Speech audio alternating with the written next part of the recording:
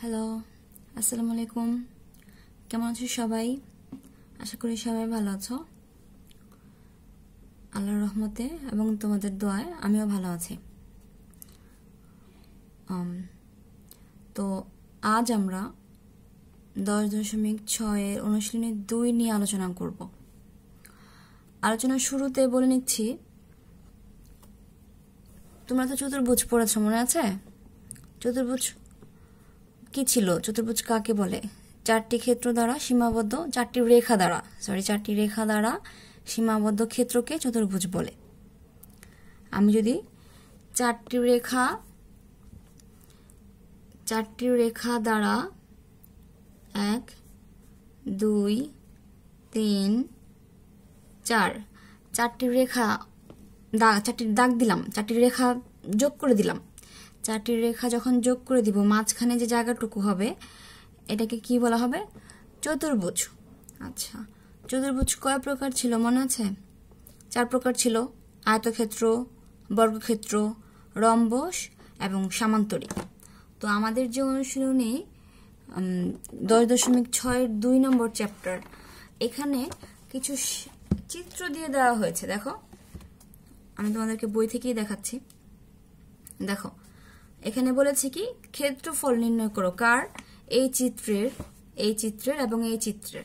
আচ্ছা, তাহলে ক্ষেত্রফল সম্পর্কিত তো ধারণা হয়ে গিয়েছে তোমাদের। ক্ষেত্রফল তোমাদের বইতে দেওয়া। এখানে দেখো, এখানে দেওয়া আছে যে একটি সমতল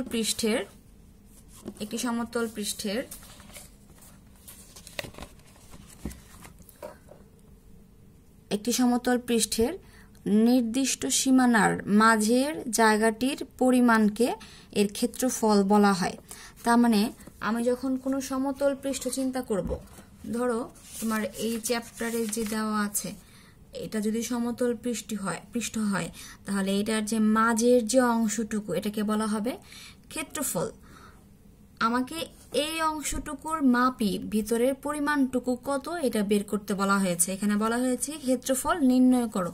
তার মানে কি, এই অংশটুকুর পরিমাণ বের করতে বলা হয়েছে। এখন এটা কিসের চিত্র?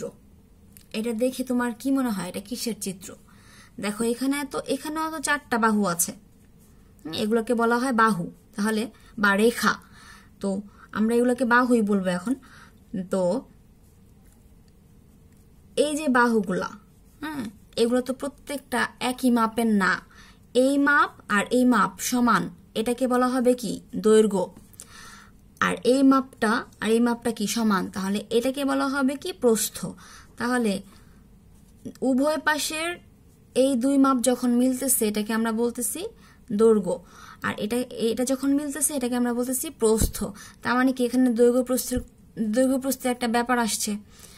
যখন এরকম হবে তখন এই চিত্রটাকে বলা হবে কি? আয়ত। আমরা আমাদের চারপাশে যে জিনিসগুলো দেখি সবই বেশিরভাগই আয়ত। যেমন তোমরা যে স্কেল নিয়ে কাজ করো, দেখো স্কেলটাও কিন্তু আয়ত। এই বাহু এবং এই বাহু সমান, আবার এই বাহু এবং এই বাহু সমান, তাহলে স্কেল নিজেও একটা আয়ত। আমরা যে টেবিলে বসে পড়াশোনা করি, সে টেবিলটাও একটা আয়ত। আচ্ছা, তো এখন আমাদেরকে কি বলেছে? এটা ক্ষেত্রফল নির্ণয় করো। তাহলে এটা আমরা কি পাচ্ছি? আয়ত। দেখো, এটা কি দেখতে 4 বাহু, এটা আঁকার জন্য 4 বাহু ব্যবহার করা হয়েছে, কিন্তু দেখো এখানে কিন্তু এই 4টা বাহু সমান হলে এটাকে কি বলা হবে? বর্গক্ষেত্র।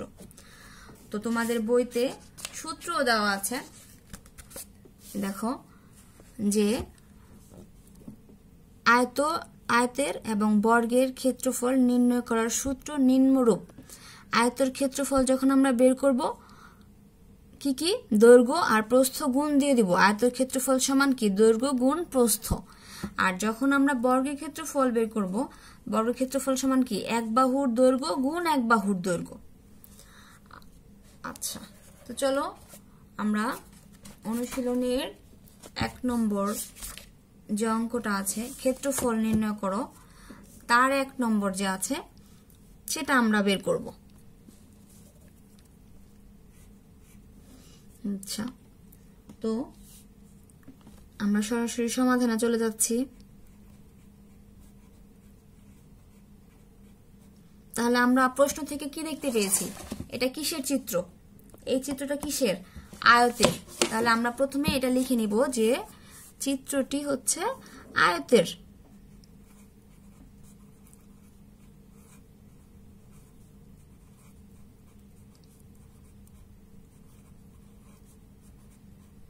আয়তের।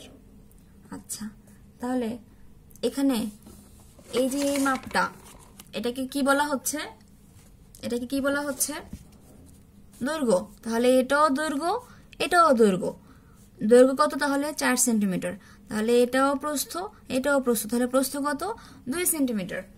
তাহলে আমরা এখন এটা লিখব যে চিত্রটি আয়তের, যার দৈর্ঘ্য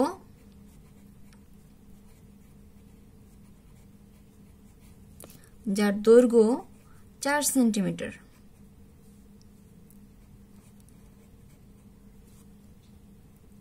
এবং প্রস্থ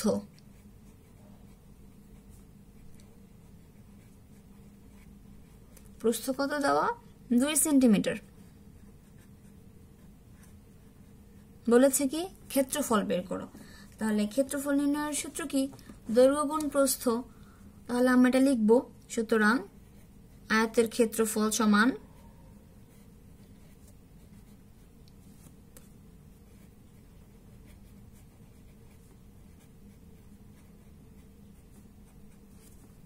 দৈর্ঘ্য গুণ প্রস্থ।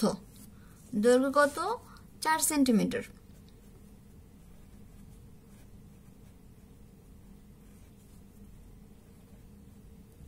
গুণ প্রস্থ কত? 2 সেন্টিমিটার।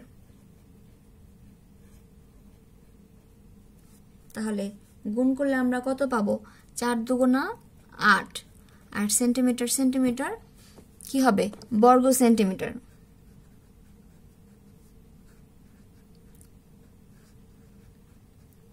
তাহলে আমরা উত্তর কত পেলাম? 8 বর্গ সেন্টিমিটার। তাহলে উত্তর লিখব, উত্তর 8 বর্গ সেন্টিমিটার। 1 নম্বর শেষ আমাদের। আমরা এখন 1-এর 2 নম্বর করব। তো আমরা চলো আবার প্রশ্ন দেখি। আচ্ছা, তাহলে এটা তো বর্গ। দেখো এদিকেও 5 সেন্টিমিটার দেওয়া, এদিকেও 5 সেন্টিমিটার দেওয়া। তাহলে বর্গের সূত্র কি ছিল? 1 বাহুর দৈর্ঘ্য গুণ 1 বাহুর দৈর্ঘ্য। তাহলে এটা একটা বাহু, এটা একটা বাহু। তাহলে আমরা কত লিখব? 1 বাহুর দৈর্ঘ্য তো দেওয়া। এখানে কি বর্গের 4টা বাহু সমান থাকে। তাহলে এটাও 5 সেন্টিমিটার, এটাও 5 সেন্টিমিটার, এটাও 5 সেন্টিমিটার, এটাও 5 সেন্টিমিটার। তাহলে সবগুলোই বাহুই কি 5 সেন্টিমিটার করে হচ্ছে। তাহলে 1 বাহুর দৈর্ঘ্য কত দেওয়া? 5 সেন্টিমিটার। তাহলে সেটা ধরে করে ফেলবো আমরা। তাহলে এই চিত্রটা কিসের ছিল? 2 নম্বর চিত্রটি বর্গের।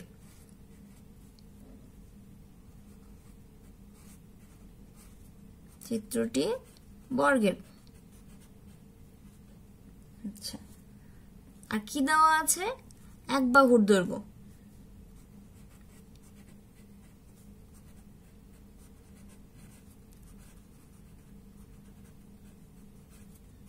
এক বাহুর দৈর্ঘ্য কত? 5 সেন্টিমিটার। কোথায় দেওয়া? প্রশ্নে দেওয়া, চিত্রে দেওয়া। আচ্ছা, তাহলে বর্গের ক্ষেত্রফল নির্ণয়ের সূত্র কি? বর্গের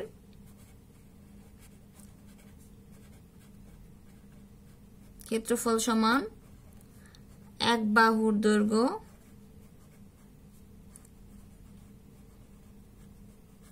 গুণ 1 বাহুর দৈর্ঘ্য।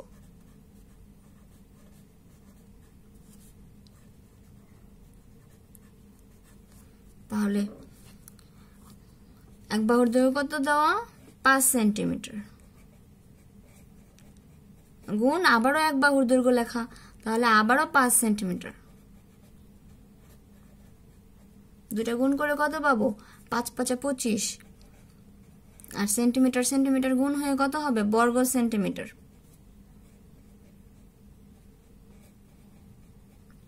তাহলে উত্তর কত পেলাম আমরা? উত্তর 25 বর্গ সেন্টিমিটার। আচ্ছা, এখন আমরা 1-এর 3 নম্বর করব।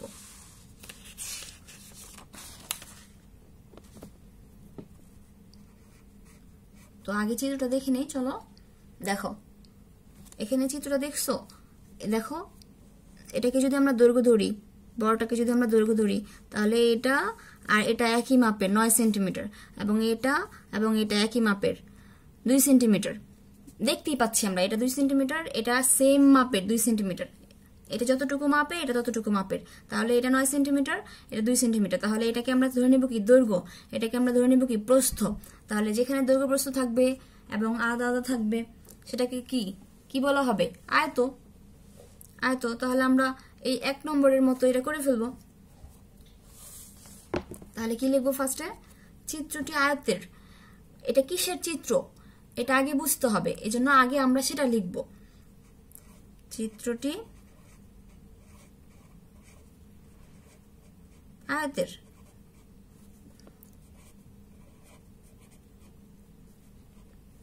আচ্ছা, তাহলে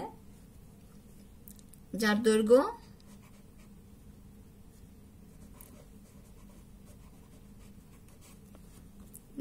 কত? 9 সেন্টিমিটার, এবং প্রস্থ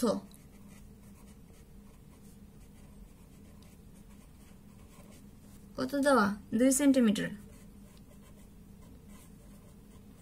সূত্র লিখবো এখন, যে সুতরাং আয়তের ক্ষেত্রফল সমান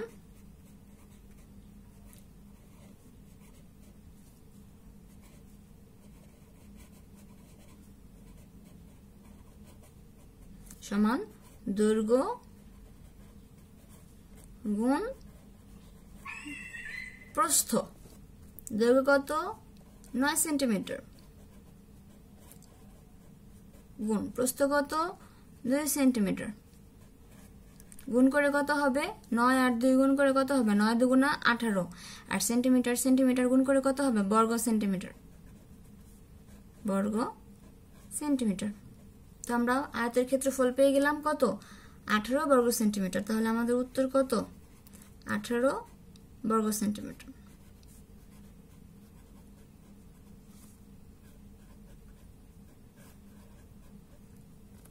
আচ্ছা, তারপর আমরা কত নম্বর করব? 2 নম্বর। তো 2 নম্বর কি বলেছে, চলো প্রশ্ন দেখি নিই। দেখো 2 নম্বরে কি বলেছে? নিচের ফুল বাগানটির দৈর্ঘ্য কত? চিত্র দেখে কি মনে হচ্ছে? এটা কিসের চিত্র? এটা একটা আয়তাকার বাগান। কেন আয়তাকার? কারণ এই মাপ আর এই মাপ একই মাপের, তাহলে এটা কি দৈর্ঘ্য মনে হচ্ছে। আর এই মাপটা একই মাপের, এটা কি প্রস্থ। দৈর্ঘ্য প্রস্থ আলাদা আলাদা হলে সেটা কি হবে? আয়ত। আর ভিতরে দেখো, ভিতরেরটাকে কি বলা হয়? ক্ষেত্রফল। তাহলে এখানে আবার ভিতরের ক্ষেত্রফল দেওয়া। আমাদের কাছে চেয়েছে কি? দৈর্ঘ্য চেয়েছে। তো চলো শুরু করি।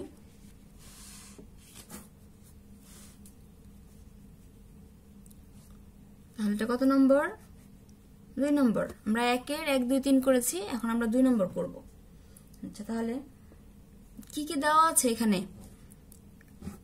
এটা তো একটা আয়তাকার শেপ, আর এটা ফুল বাগান। তাহলে আমরা লিখি যে দেওয়া আছে আয়তাকার ফুল বাগানটির ক্ষেত্রফল দেওয়া আছে। কই দেওয়া আছে? প্রশ্নে, এজন্য দেওয়া আছে, লিখেছি। দেওয়া আছে আয়তাকার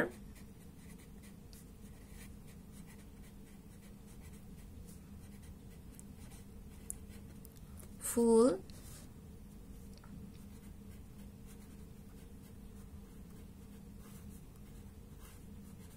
বাগানটির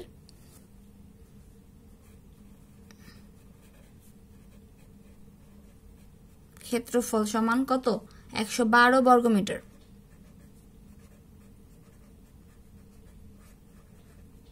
এবং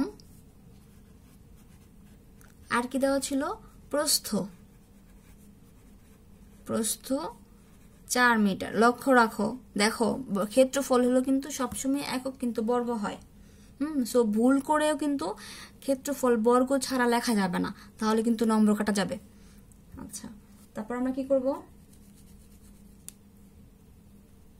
তো আমরা জানি কি দৈর্ঘ্য গুণ প্রস্থ, আয়তকার বাগানের ক্ষেত্রফল, আয়তের ক্ষেত্রফল সমান কি দৈর্ঘ্য গুণ প্রস্থ।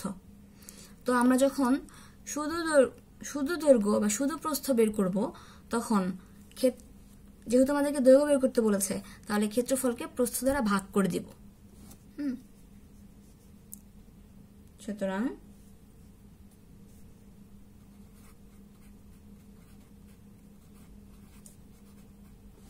আয়তের দৈর্ঘ্য সমান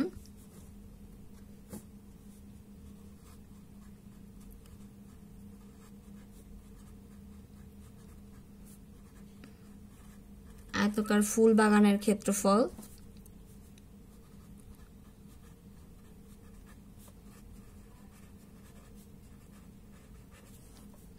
ভাগ প্রস্থ। সেটা আমি পাশে লিখতে চেয়েছিলাম, তো জায়গা হয় নাই, তাই নিচে নিচে লিখে দিয়েছি, এই জন্য সমান চিহ্নটা এখানে দিয়ে দিলাম। আচ্ছা, তাহলে আয়তাকার ফুল বাগানের ক্ষেত্রফল কত? 112 বর্গমিটার। 112 বর্গমিটার। আর প্রস্থ কত? 4 মিটার।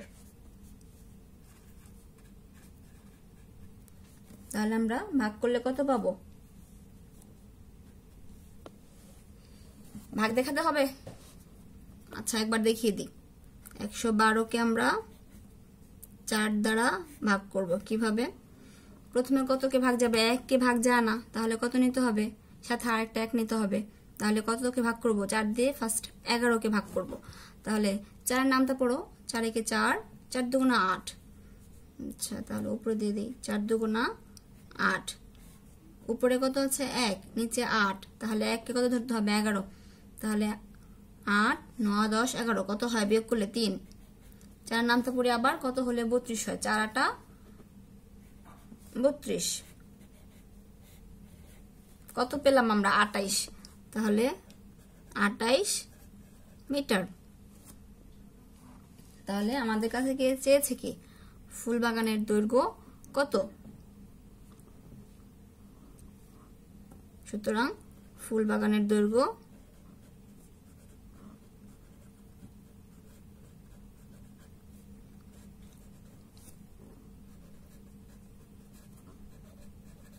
28 মিটার। তো এই হলো আজকের ক্লাস। আশা করছি সবাই বুঝতে পারবে। যদি কোনো প্রশ্ন থাকে, কোথাও বুঝতে সমস্যা থাকে, তাহলে আমাকে জানাও এবং বাসায় বেশি বেশি অনুশীলন করো। বারবার বলছি, অনুশীলনের কোনো বিকল্প নেই। অঙ্ক পারতে হলে অবশ্যই তোমাকে বারবার অনুশীলন করতে হবে। তো অনুশীলন চালিয়ে যাও, এবং কোনো হেল্প লাগলে আমি আছি। এবং অঙ্ক বোঝার জন্য ভিডিওটি বারবার দেখো, তাহলে আশা করি বুঝতে পারবে। তো আজকের মতো সবাই ভালো থাকো। আল্লাহ হাফেজ।